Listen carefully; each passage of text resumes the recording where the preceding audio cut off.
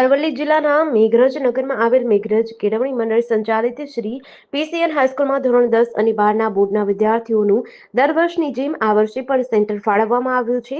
ત્યારે પરીક્ષાના પ્રારંભ સમયે પ્રથમ દિવસે શાળા પરિવાર દ્વારા ધોરણ 10ના વિદ્યાર્થીઓને કુમકુમ તિલક કરી મોઢું મીઠું કરાવી સ્વાગત કરવામાં આવ્યું હતું અને પીસીએન હાઈસ્કૂલના આચાર્ય સંજયભાઈ જોશી દ્વારા શાંતિપૂર્ણ રીતે મનમાં ડર રાખ્યા વગર પરીક્ષા આપવા માટે વિદ્યાર્થીઓને શુભેચ્છા પાઠવી હતી। દિવ્યાંગ વિદ્યાર્થીઓ સહિત 687 વિદ્યાર્થીઓ પરીક્ષા આપશે।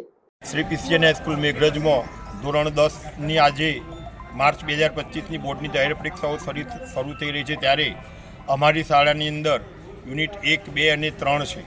આજે અમારી શાળાની અંદર 5 દિવ્યાંગ વિદ્યાર્થીઓ સાથે 687 જેટલા વિદ્યાર્થીઓ પરીક્ષા આપવાના છે।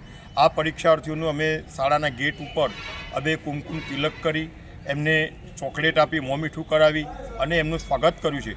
વિદ્યાર્થીઓમાં ખૂબ અનેરો ઉત્સાહ જોવા મળ્યો કે જેઓ પરીક્ષા આપવા માટે પણ ખૂબ તાલાવેલી હોય એવું અમને લાગ્યું। વિદ્યાર્થીઓ ખૂબ ઉત્સાહી જણાયા। આજે ગુજરાતીનું પેપર છે, શાળા પરિવાર વતીથી તેમનું પૂરેપૂરું ચેકિંગ કરવામાં આવ્યું। વિદ્યાર્થીઓ પાસેથી કોઈપણ વસ્તુ, મોબાઈલ કે કાપલી કે કોઈપણ પ્રકારનું પરીક્ષાલક્ષી સાહિત્ય તેમની પાસેથી મળ્યું નથી।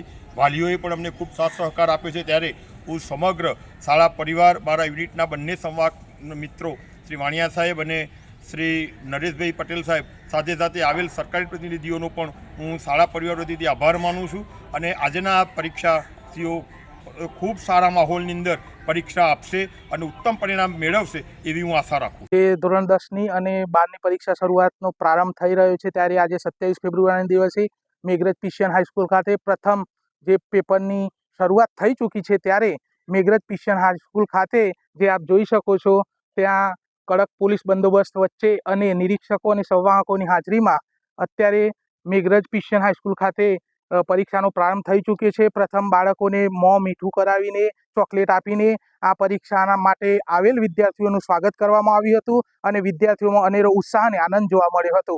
આશીષ વાળંદ, GDC ન્યૂઝ, અરવલ્લી।